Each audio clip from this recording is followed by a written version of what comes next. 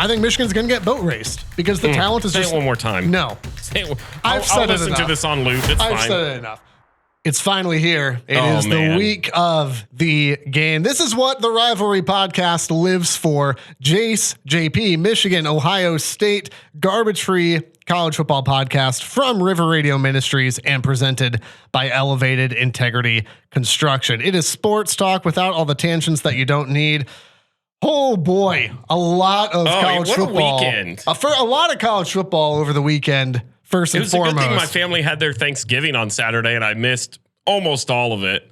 I'm not bitter at all. The college football playoff is in upheaval. We'll get to that. We'll start off with a little bit of wheel route. As a reminder, if you're not following on social media at Rival Pod, we were in Columbus covering Ohio State, Indiana this past weekend, and we will be in the Horseshoe for Michigan, Ohio State on Saturday at high noon. On YouTube as well, if you're not watching there, at Rival Pod. Question is, which team will make the college football playoff but doesn't deserve to? Okay. I mean, you wrote these, so I'm going to make you go first because I need a second to think through this one. Which team will make it? Do you think is going to make it? And regardless of a record, anything, you just don't buy into the hype that they are a quality enough team to make that. Man. Okay. I wrote down two. The one's going to be... Well, don't think two, because I gotta have one too. The one's going to be recency bias. Pick one. Pick one. I am going to go with Indiana. And I know that they're going Kurt Cignetti's about to jump out of a bush somewhere. I know. And I saw his post game where he said, isn't it obvious? Yes. And it's like, Kurt, no, it's not. We just watched you get thumped by the only team that you've played with a pulse all year. I will say this.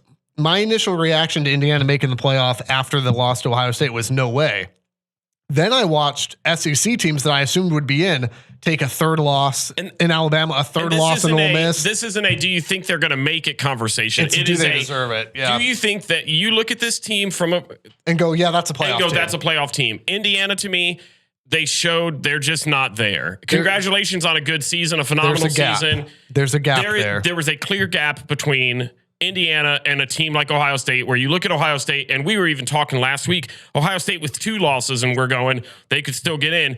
Indiana with 1 loss and looking the way that they looked, had it been a close game in Columbus, my answer would have been different. But after seeing what I saw, I don't look at that, and I match them up against other teams that are being talked about, and I just don't see it being competitive. I feel like against some of the teams that are going to be seeded, let's say 10 through 12, they're in that range. They're in that vibe because there's not like there's Ohio State and Oregon as kind of like your tier 1 right now.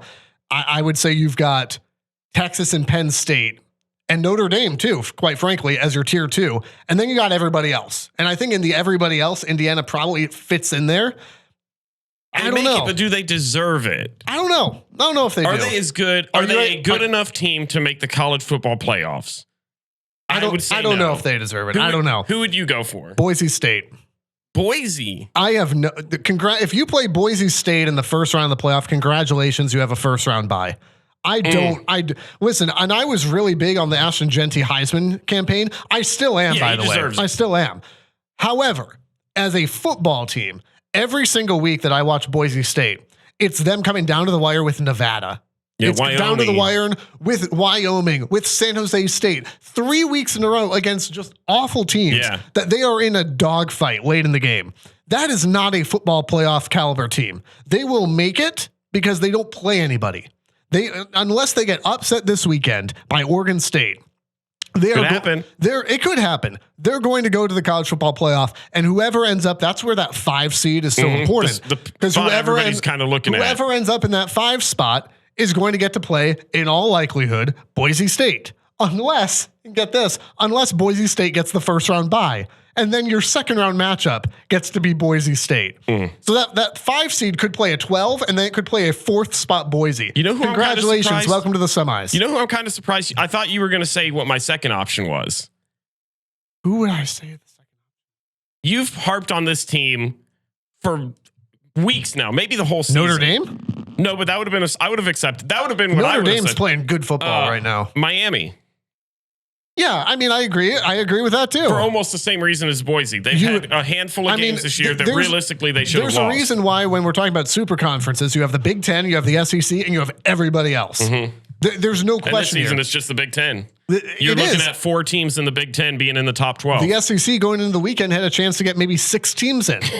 It ain't happening. Then they decided, you know what? We'll pass. Now they're going to get like 2. We'll SEC you later and not make the playoffs. It just means more, unless it doesn't, possibly. Unless it just doesn't.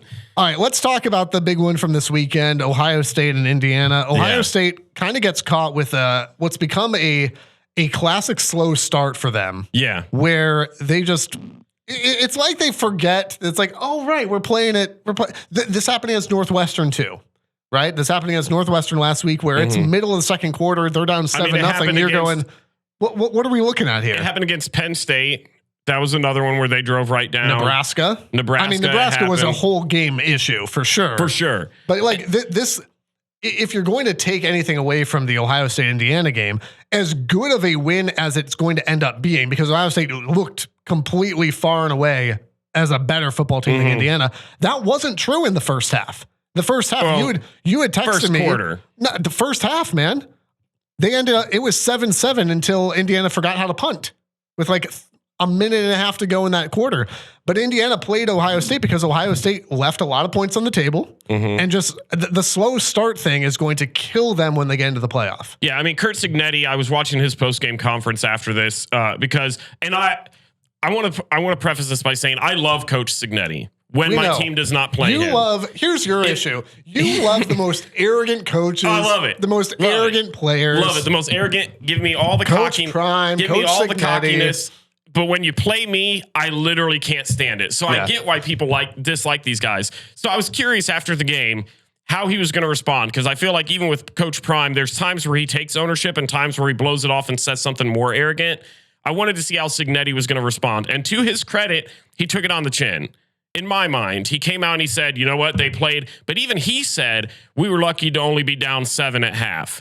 And because I think he realized that 4th and 1 from their own 2, that's a chance that, to credit Indiana's defense, they stopped them. Some of that I think was bad play calling. Well, but you're looking at that and you're going, that was a missed opportunity for 7. For sure. Then you're looking at Will Howard where the interception was thrown. I don't really think it was his fault. It was a tight window, but I still think he got it there. It wasn't a great pass, but you got to come down. You got to catch it. But that's another instance where they left points on the board. And had they converted those, and I know you can play if they would have, could have, should have. Yeah. But you look at that and that's 2 opportunities. You're looking at a 28-7 game at half. It's already been a blowout. But that's where I'd say, but for exactly the reason you just said. But you can't, though, because the Indiana defense got a crucial interception in the red zone and stuffed them on 4th and 1. So they didn't convert on that, which, I mean, at that point, Indiana was playing them well.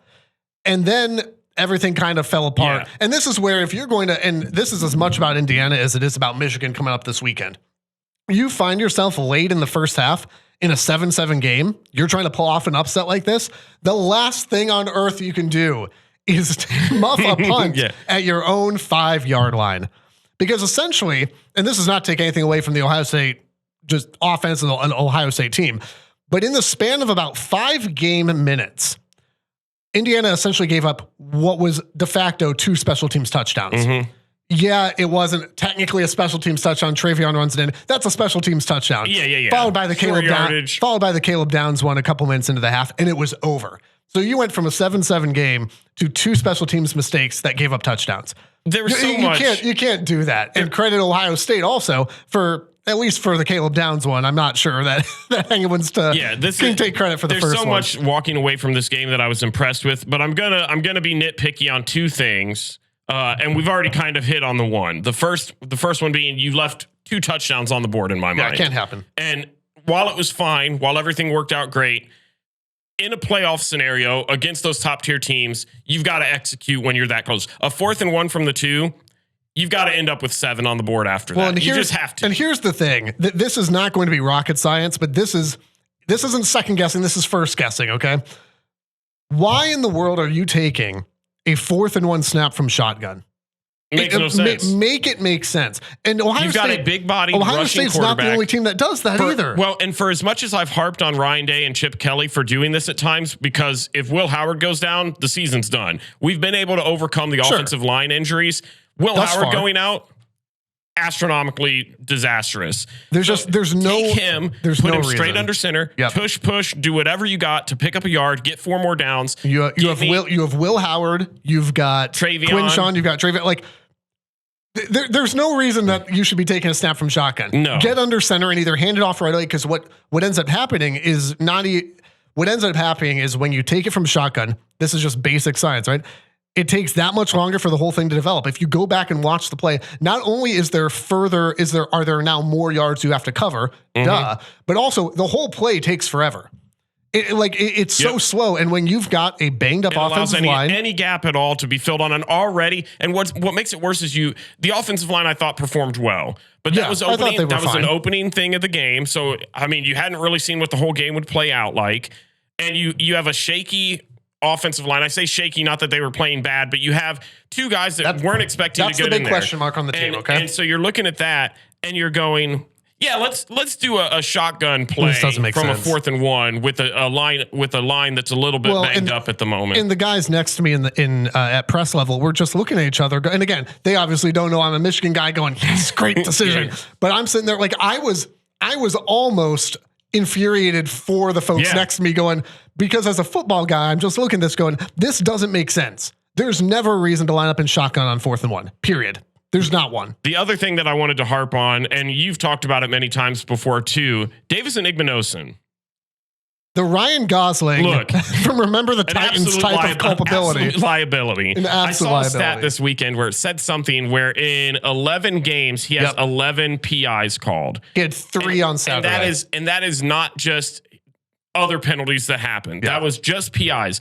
And what's so frustrating is I was watching that because I was at my family's Thanksgiving, so I wasn't able to actually watch it live. Jace, being a good friend that he is. Let's talk about that for a second. Jace, being a good friend that he is, was texting me updates. Not only am unbiased, not only the week before the game am I in the horseshoe, surrounded by whatever that is.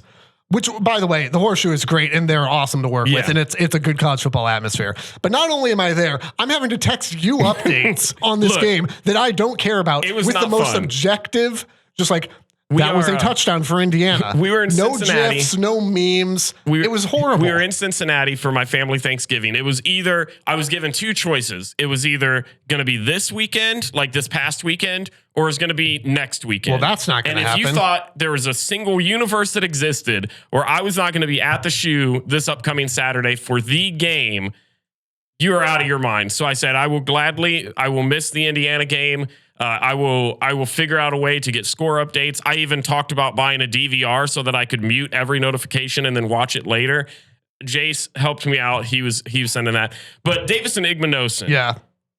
To me, and you were there, and I had asked you this question. It feels like there's a lot of times this season where drives get extended solely because of him. And I'm watching the tape, and even this weekend, the very first one on that opening drive, if he just turns around, he can make a play on the ball. There's not even a need. And there's not even a need for it. I don't know on the first drive that I'd say it got, because you had asked me. But he had 2 of them on that drive. He did, but you had said like, well, it's particularly on the second one. Well, were they going to did that extend the drive and give them? It's like Indiana was moving the ball. Okay, they were doing fine. But that first one, wasn't it a 3rd down? No, I don't think so. One of them I thought was, but maybe I'm thinking later in the game. Regardless, though, you're exactly right. Where this is not just sometimes he gets a little handsy. It's like that's his only move. Mm-hmm. His only move is to grab jersey. That I've seen where people are like, this is the only option, and it's him with taped clubs on his hand so that he can't grab. And honestly, do it. And again, like that's what we expected from Indiana in this game. And Joel Klatt laid this out really well because the man knows what he's talking about.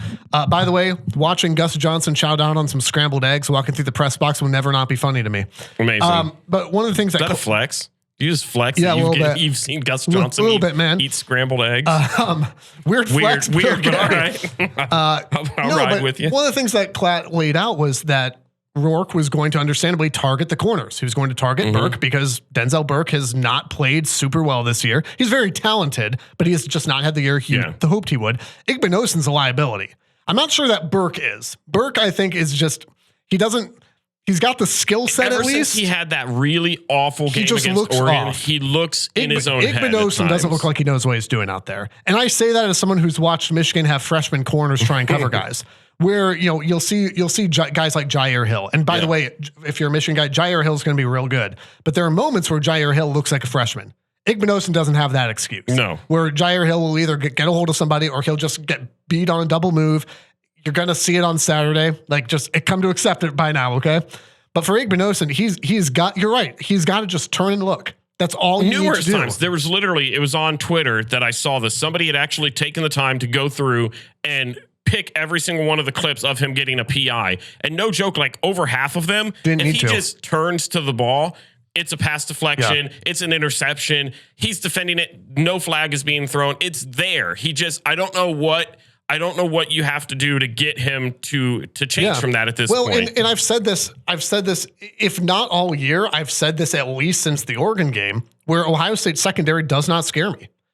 It would help if Michigan had a quarterback who could throw the ball downfield. I'd be a lot more excited about this. But when we talk about looking at Ohio State presumably going to the playoff, that secondary, I think, is going to be the Achilles heel for this team. I know there's a lot of talk about the offensive line, and I think that's part of it. But the thing is, with the secondary, you've got the talent. You can see the talent all across the board. For sure. Listen, this is a $21 million in NIL offseason to pull this roster together. The talent's there, but why isn't the execution at least in the secondary? And I think it started to, there was other all's stuff. Well as ends well, I suppose, if you're in scarlet and gray. And those were the two things that I wanted to be a little bit nitpicky on. But other than that, it was a dominant victory. The thing that I'm always impressed on, Ohio State was held scoreless in the first quarter. Yep. In the second half, or they scored on 5 of their 9 possessions total. Yeah. They left what I would consider, they left 2 on the board.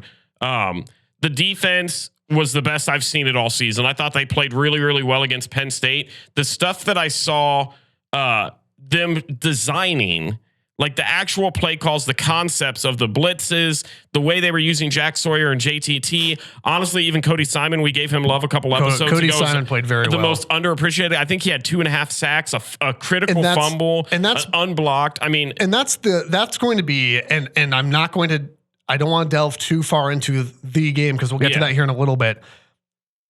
A lot of the game plan that you saw Ohio State run out against Indiana is going to be what you're going to see on Saturday against Michigan, where it was just pin your ears back and say, I don't think you can block us. And and again, not to go too far into the game, that's going to be a problem for a banged up Michigan offensive line who already has struggled and now has had the injury bug as well. And we're just shifting pieces around. And we've talked about it a handful of times on this podcast, specifically about JTT and Jack Sawyer, where it almost feels like they've never really had a legacy game. JTT against Penn State a couple of years ago, legacy game. But when it matters most. When you're an Ohio State fan and you're used to the Chase Young, the Bosas, those guys coming through off the edge, I feel like that was the expectation for both of these guys. Yeah. And they haven't quite lived up to that. Are they both above average players? Absolutely. Yeah, but they've never had a game-defining, game-changing performance against a top team.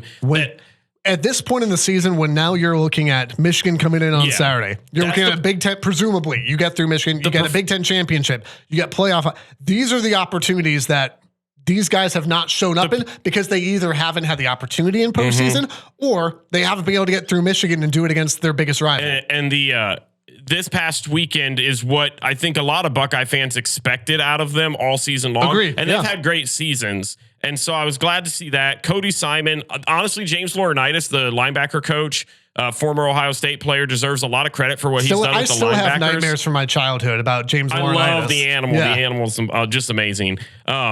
James Laurinaitis has done a phenomenal job with the linebacking group. I feel like in recent years, that last year I really liked that group of Steel Chambers, Tommy Eichenberg.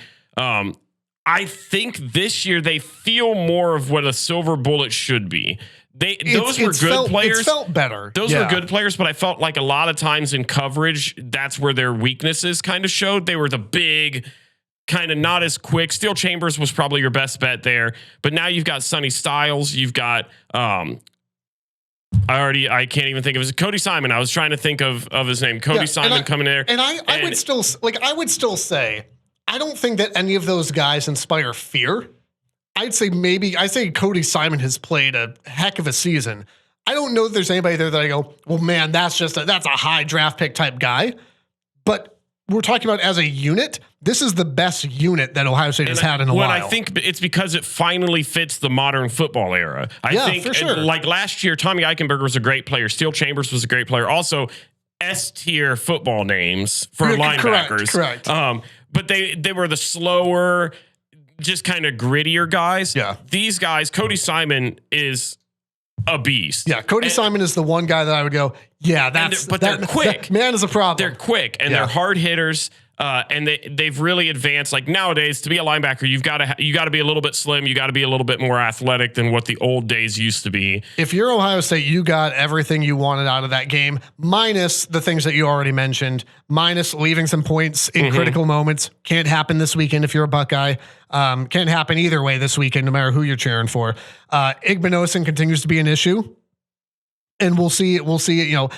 I have questions about whether or not that will matter on Saturday, but moving forward, that's certainly going to be a problem. And by the way, who knows? You know, who knows? Maybe Michigan does throw the ball a little bit more and just says, well, that's one way to move it downfield, you know?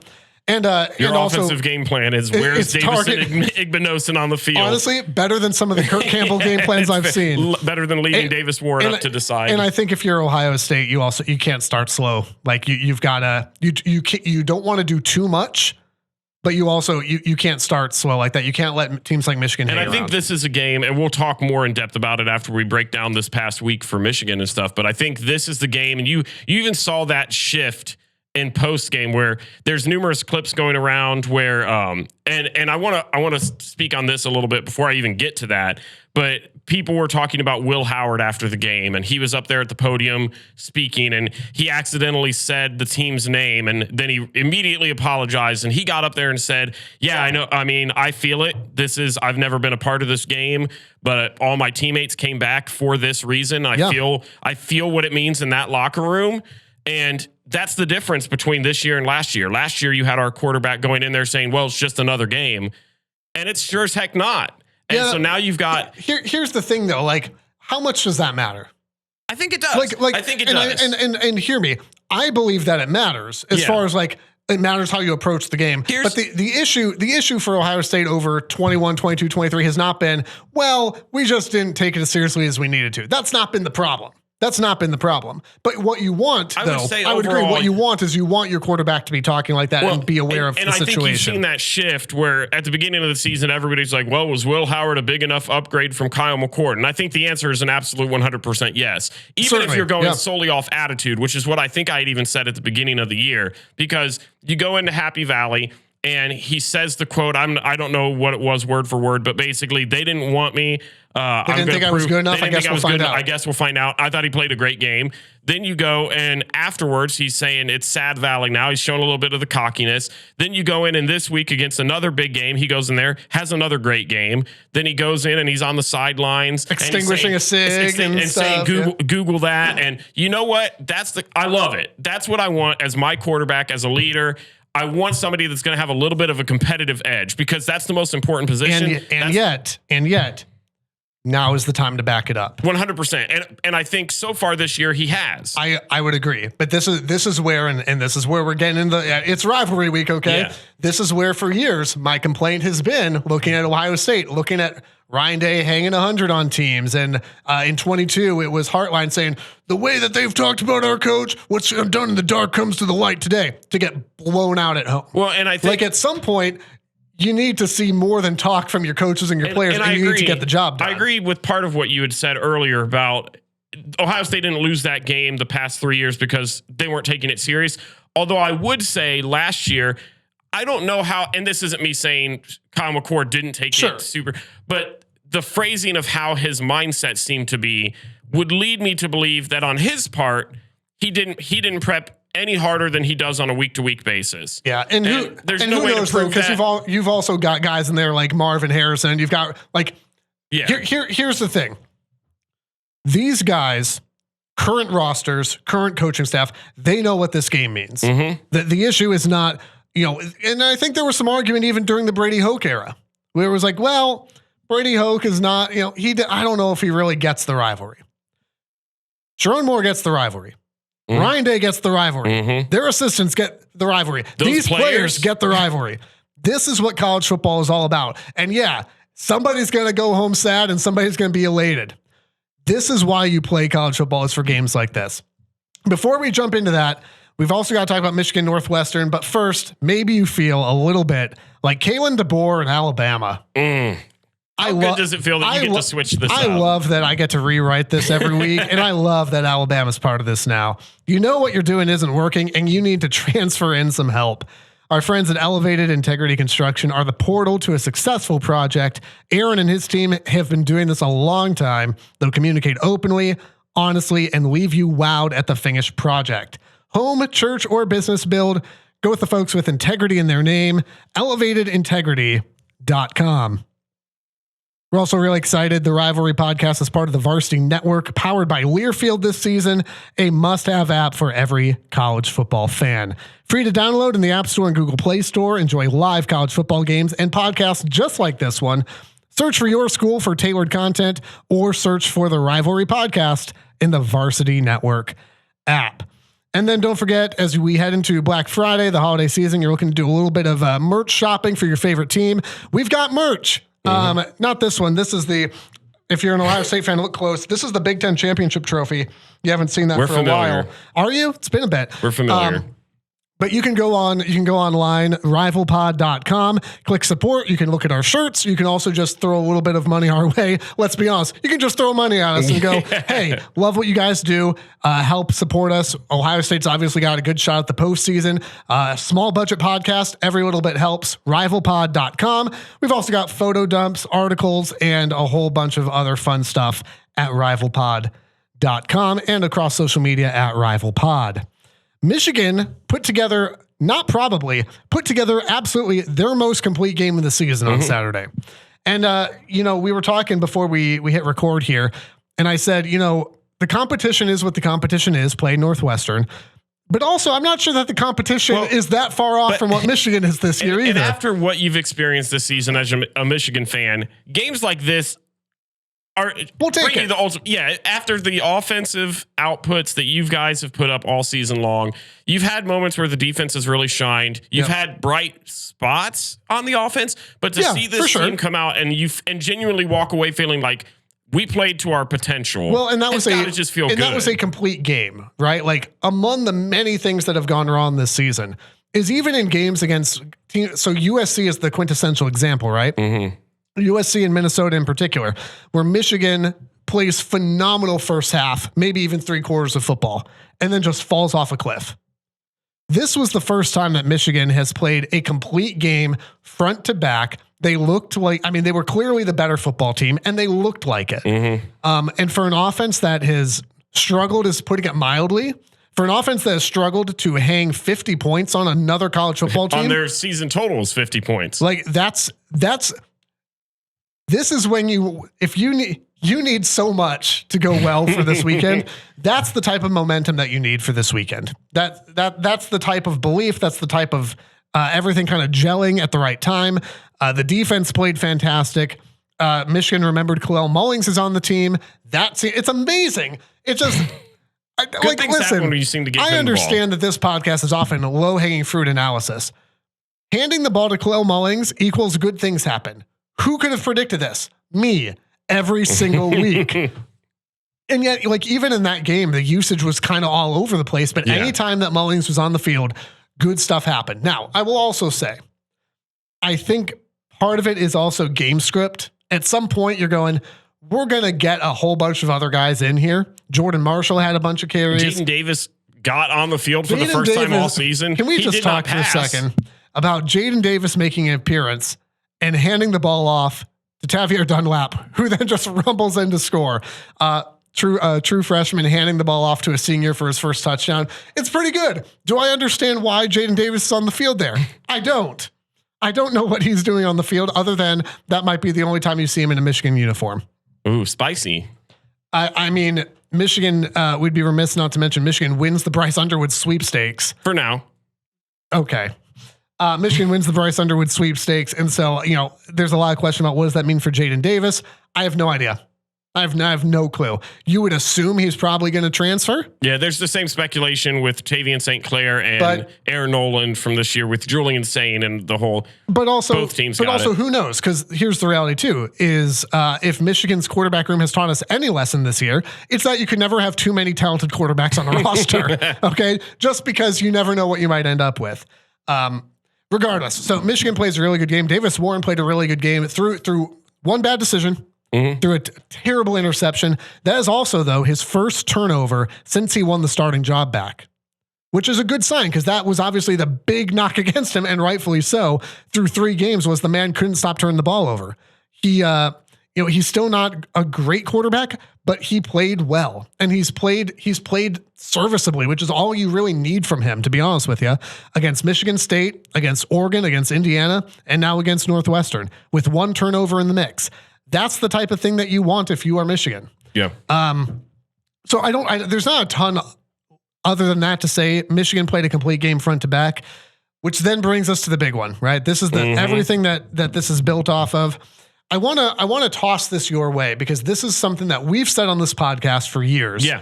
That I'm curious what your thoughts are. And I think we probably are in agreement here. The phrase is, when you get into the game, you toss the records out.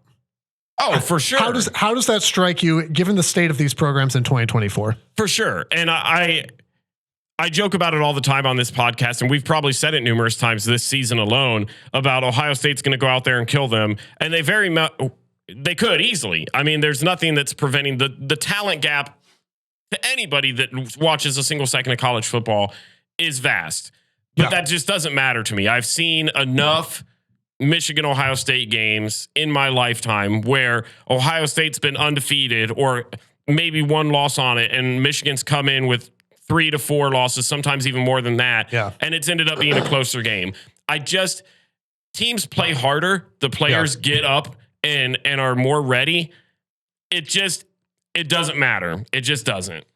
This year reminds me, because I was trying to go back, like, number 1, the spread is 20.5. Yes. There was rumor that it opened at 23.5. I don't know if it did. It was 23.5. The official line right now, we record Monday mornings right before Sharon's presser, which is always good when you've got injury news like Colston Loveland, by the way. And Will Johnson. And I saw something where they said he wasn't going to play against Northwestern. He didn't. So first off, spread is 20.5. So that tells you what people think about how this game is going to go. In that, so Will Johnson, it sounds like the report is that he's not playing. And there's a couple thoughts there. Number 1, like, if this is a legitimate injury thing, yeah, for sure. If it's not, then it's disappointing because you've got guys like, and again, we'll find out. I don't know if Sharon will mention this in his presser at the second we done recording on this, like clockwork, or if we'll find out Saturday. There's a question about Colston Loveland. If he's going to play the whole second half, he didn't come out of the locker room. I don't really know if that's precaution. I'm not going to speculate. At that point, but here's my point in that though: is you've got if it really is Will Johnson shutting it down for the year for draft stock, I think it's a little selfish. Because you've got Colston Loveland still out there playing, who's going to be a high draft pick. Don Edwards. Not even Donovan Edwards, though. Like Mason Graham, Kenneth Grant, Colston Loveland. Like, these guys are going to be day 1 draft picks. Like, all 3 of those guys are going in the first round. Will's going to go in the top 3 picks. So if it's true that he's shutting it down for the season, it does feel selfish to me.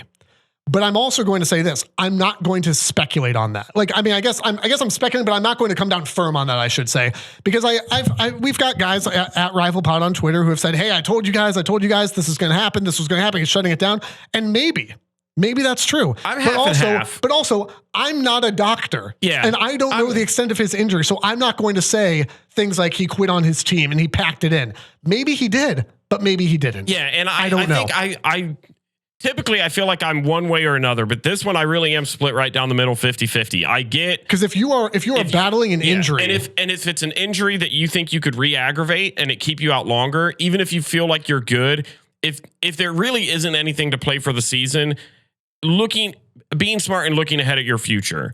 I totally respect it. I understand it, but I do agree with you. Like, if there's these are your friends. I mean, this is your family. If it's just you shutting it down to shut it down, and you could go at 90%, that feels bad to me. If it's like, yeah, I could play through it, but there's a 50% chance I'm fine, a 50% chance I injure it again. Yeah, I don't know about that. I'm with you. I don't love it, but I get it. And I would like to see, especially for the game, I would love to see a sense of pride come over and be like, well, we've not lost in 3 years. I'm not going to let my brothers down. I'm going to come out and try and do my best. And at the end of the day, who knows? The report is that he's not going to play. I assume we're not going to see him, which obviously makes the task for Michigan that much more difficult. Yeah. For Colston Loveland, I think that's frankly an even bigger piece than Will Johnson. Oh yeah. He's been the go-to for your offense. Because we've not seen Will for so long, that Michigan's had to adjust with Jair Hill. They've had to adjust with Zeke Berry. Zeke Berry is going to be a really good player, but he has those moments where he looks really good, and he's got really bad moments. Jair Hill, same way. Amir Hall, same way. Mm-hmm. So, but because Michigan has already had to adjust to that, I think not having Loveland would be just. Well, he's been Davis Warren's safety net for sure, and you see that a lot with tight ends, right? Now, the good news for Michigan is Marlon Klein is next up, and he has been really good this year.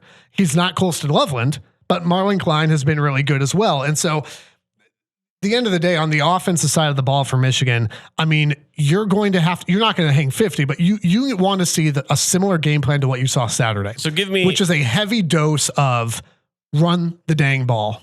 So give me a recipe. 3 things Michigan's got to do in your mind to pull this upset. Yeah. Because there's no doubt, right? Like, we're not going to beat around the bush. Like, the betting line says Michigan is going to get boat raced. I think you ask 10 people who they think. I've told you. And I'll make my prediction here in a moment. I think Michigan's going to get boat raced because the talent is Say it one more time. No. I'll listen to this on loop. It's fine. I've said it enough. But like, that's not shocking analysis for anybody, right? You'd have to be the homer of homers. You'd have to be Desmond Howard on College Game Day. You'd have to be me to pick Michigan. You'd have to be you in the opposite situation. So here's what I've said for a few weeks now, is that I've said there's a path to victory for Michigan.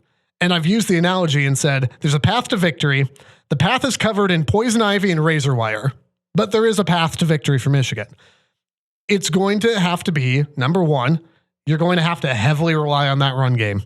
Mm-hmm. That doesn't mean that all you do is hand the ball off. I thought Michigan did a good job on Saturday against Northwestern of working in some safe, comfortable passes. You're going to have to do something to get them from just stacking the box. Yeah. But Khalil Mellings had 3 touchdowns, and it was just, there was a lot of, let's keep him from stacking the box, and then we're going to hand off, and you just bludgeon people as you move forward. Mm-hmm. That's number one. That is the number one path for Michigan. Number 2, the defensive line, right? Like, for all the things that Michigan does not have, what they do have is probably the nation's best defensive line. Josiah Stewart, Kenneth Grant, Mason Graham, like that wreaking havoc on the Ohio State run game, potentially, or causing Will Howard and forcing him to have to get rid of the ball quicker than he wants to. Mm-hmm. That's going to be a critical piece of this for Michigan. That's something Indiana did not do. Ohio State did not run the ball particularly well against Indiana. I mean, they averaged 4 yards a carry. They had what, like 115? Yeah. That's not great. 4 yards a carry. It's not great. 4 yards a carry. But also Indiana's defensive line isn't Michigan's. And so like for Michigan, that defensive line pressure is kind of the no-brainer. However, this is going to have to be the way that you do this. Indiana did have, if not one of the top rushing defenses. They did, and that's fair. So yeah, so I think those 2 things. And then the third thing is Michigan's going to need a little bit of luck. Let's be honest. Like, Michigan's going to need +2 in the turnover game. Mm-hmm. Okay. Like, and again, none of this is rocket science type stuff, but if you're Michigan, this is what you're going to need. You're going to need to run the ball well. You're going to need to disrupt Ohio State's offensive line. That offensive line is still kind of pieced together. You've got a really good defensive line. That's going to be a huge matchup for determining how this game goes. And you're going to have to get a little bit lucky, but or just, you're going to have to create a couple turnovers. Mm-hmm. If you can do those things, then yeah, you've got a path there. I just don't know that Michigan's got enough. I just don't know. Even if some of those things happen, I just don't know if Michigan's got enough unless all 3 of them What's your score prediction?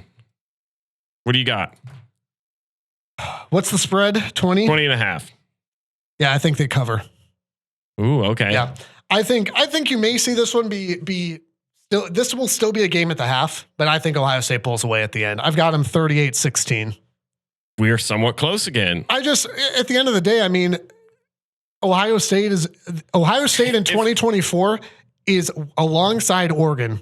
We mentioned this earlier, a top tier program in 2024. It's Oregon and Ohio State, and then everybody else. And Michigan is just not playing well. Maybe they take some of the momentum from Saturday and they turn it into a little bit of magic. I just don't think they're going to have enough to do it. I'm right there with you. My final, and I'll give why after. Ohio State 38, Michigan 10. I think right if there's in that same realm. Yeah, if there's one thing that I can rely on with this Ohio State team, it's they're going to put up points. The offense has been extremely efficient all season long. I trust them to be able to go and score. While I agree with you about Michigan's defensive line, I don't think the secondary is going to be able to handle the receivers that Ohio State has. And I think that's true. I think anybody, and I would say this to anybody in the country, guarding a guy like Emeka Ibuka, guarding a guy like Jeremiah Smith is a darn near impossible task. Yeah. And Carnell Tate's been playing well too. Carnell Tate's right behind. If you don't have your All-American corner, I mean, at some point there's too many weapons. In the past couple of weeks, even G. Scott's been playing a little bit better. He's been getting some touches in. I think G. Scott is the least concerning of those four receivers. Say that, well, for sure. But then you've also, I think the running back room's going to shine again. I really love, there was one thing that stood out to me while I was researching stuff leading into today's episode. Travion doesn't even have 100 touches on the year. He is just, which we talked about it a couple episodes ago. About the fresh legs. Them having fresh legs is going to be so huge for games like this, for games in the playoffs, for a Big Ten championship, anything like that. Having a guy with the talent level, the explosiveness of a Travion Henderson, and he's not even touched the ball 100 times this year, is going to be huge. I think the one thing that had given me concern is the defense. And this is more speculating that I'm going to hope they're putting their money where their mouth is. The Ohio State defense, sorry. Okay. Talk to me about that. Yeah. Where's that a concern? So have you seen our offense? Well, so that's what I'm saying, because we've talked about how they've had a slow start, even against Marshall to open up the year. They let them drive down the opening drive. Yeah. They've had moments where, not that they've like slacked off or anything, but they've had moments where they've had a slow start and it's taken them a little bit to get into the game. Almost every single one of the people that we signed through an NIL deal to return that should have went last year came back with one reason. First off, whatever the check that was being written sure helped. But let's talk about the elephant that's in the room. Came back for two reasons. Number one, that check right there. I would say number one, though, is for this game. For sure. I think the taste in their mouth from the past 3 seasons is bitter. I think it's lasted. And I think you're going to see that defense come out with some fire. Yeah. Just like you saw them against Indiana. I think that attitude is going to really help that defense to lock down an already atrocious offense. Yeah. And I just think the firepower is too much. I say 38 to 10. Too. I think one of those touchdowns for Michigan, I think the touchdown at Michigan is late fourth quarter. Who really gives a rip? We've got Julian Sane already in the backfield getting some extra reps in. I don't think you're going to see any backups in this game, man. Like, this is the class. I hope not. This is the Woody Hayes thing, right? Why'd you go for 2? Well, because I can't go for 3. Yeah. Like this is, not that game, but I even think about last year where Michigan was beating up on Michigan State. It was like 42-0. And there's 10 seconds left and Michigan snaps the ball anyway, hands it to Alex Orge and says, yeah, go punch it in again. Mm-hmm. Michigan hangs 49 on them. That's the type of mentality when you get to rivalry games. I hope it is. I mean, and again, the reality is, like you said at the beginning, like there is an element where you throw the record out. And here's the thing. And so, like, if you're Michigan, you're obviously this is not the position you want to be in, but this is the position you find yourself in, right? Massive underdogs. Nobody gives you a chance. There is no pressure on this team except for the pressure of winning this game, which is always that penultimate thing. And here's the other key for Michigan that I think could help them, because Ohio State, you're not ignorant if you're a player for Michigan. You know why Jack Sawyer and JTT and Denzel Burke and Lathan Ransom and all those guys came back. And you know the expectation from around the world that they think you're just going to go out there and get destroyed. And so coming into that game, as it always is, emotions are going to be running high. Yep. I think if I'm Ryan Day talking to the Buckeye team this week, I'm telling them the one thing that Michigan thinks they can beat you on is the mental game. They're going to try and get in your head. They're going to try to do some extracurricular activities on the field. Not anything dirty, but there's going to be a little bit of extra shoving, a little bit of trash talking, as always. But they're going to try to get the Ohio State players to take the bait a little bit, to pick up some extra penalty yardage, to maybe get a personal foul call, any little thing like that to extend a drive, or to hurt. Maybe so, but here's the reality though, is I think a lot of the mental game starts with Ryan Day. I mean, the man has lost 3 years in a row. We said coming into the season, before we really knew how much of a disparity there was going to be between these programs in 2024, that he was coaching for his job this year. And it's still true. At 20.5-point favorites against Michigan, you're coaching for your job on Saturday. If Ryan Day loses this game, we said it before, but we'll say it again. He's gone. He can't even be allowed back in the locker room. He's gone. Playoffs are gone. Like you ain't making the playoffs with two losses and a loss like that. But I think a lot of it starts with him, because for years now we've said he gets in his own way in big games. And to this point this year, he's not done that. He's overall, not perfectly, but overall, he's been more aggressive in appropriate ways. He's made smarter decisions. I think from a coaching standpoint, you can be happy with that. But now here comes the big one. This is the monkey on the back of the Ohio State program. Jim Harbaugh had this for years, right? Where it's like, I can't get past it. And once you get that off, it opens everything else back up. Ryan Day's now in that position. This is the monkey on the back. And so the mental game side of things starts with him. Where if you go in there, and this is what I mentioned earlier, if you you can't start slow. But if you go in there and you try to do too much. Yeah, you can't be cute. You got to play your game, the same game you played all season. And that's where, if you're Michigan, you're looking at teams like, you're looking at some of the, at least first half game plans that you've seen. You're looking at the fact that Marshall was hanging in there. You look at the fact that Northwestern hung in there. You look at the fact that even Indiana hung in there. Look at the entirety of the Nebraska game. Teams that had no business being with Ohio State suddenly found themselves in a game with them. If you're Michigan, you're looking at that going, okay, if we can get to that point, and that's a big if, but if you can get to that point, can you then settle yourself in there? And if you're Ohio State and Ryan Day, if you find yourself in a dogfight at halftime, if you find yourself in a dogfight in the third quarter, can you not let that mental game get to you and going, we're big favorites. We got to do this. We got to fake a punt here. Can you just play your game? If Ohio State can just go out there and play their game, the reality is I don't think Michigan can hang with them. But if you're Michigan, you're trying to instill those little seeds of doubt here and there that maybe come to fruition late in the fourth quarter. 100%. Yeah, it's not going to go well, is it? It's not. I'm letting you talk, but we both know. Well, there's the reality between you throw the records out, but also the records are what the records are, because it tells you something about the way that both of these teams are on a trajectory. You said it perfectly. In my mind, everything you said has to happen, and the chance of all three of them have to happen, not just two of the three. Sure. And the chances of all three of them happening are so slim. If you're Michigan, that's the path. You have to do those things, and all three of them have to get checked. If you're Ohio State, you just need to stop one of those from happening. You just need to play your game. You literally just have to play your game. The easiest thing you could do. Let's talk stupid genius here as we wrap up. I tried to take Minnesota over Penn State, and they came up 1 point short, man. Close. I don't even remember who you had this past weekend. It wasn't worth mentioning. Who did you have? I took Army over Notre Dame. Yikes. My guy. It was not good. I almost took Arizona State, though, and I wish I would have went with my gut. That wasn't a 5.5 point spread, though. It wasn't, but that's what I wanted to go with. Well, because that one was easy, because nobody believes in BYU. All right. Stupid genius. I'm going to go first this week. Okay. I'm going to go first. I'm going to go with a team. You mentioned them earlier, a team that I have not believed in all season. And I think we have the same one. Did you take Syracuse over Miami? Which is good news for you, because that means you'll win Stupid Genius this season. I hate this podcast. The perfect timing. The flag comes down, and it's just I hate this podcast. Day.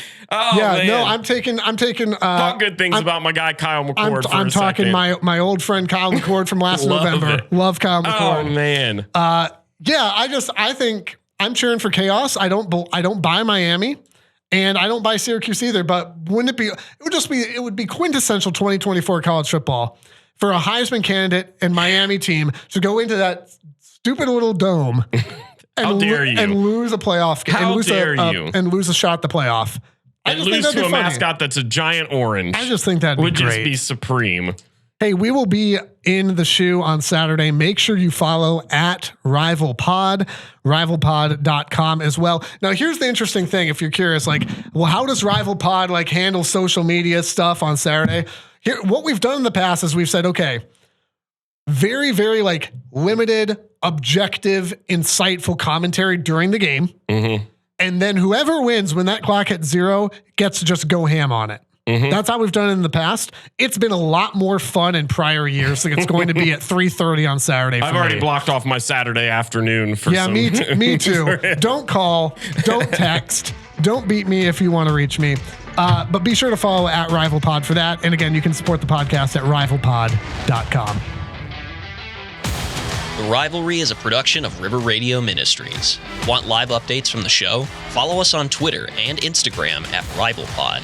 To learn how to support the show, shop our merch, and read our blogs, visit rivalpod.com. Make sure to follow us wherever you're listening now. And if you like what you're hearing, tell a friend so they can listen too.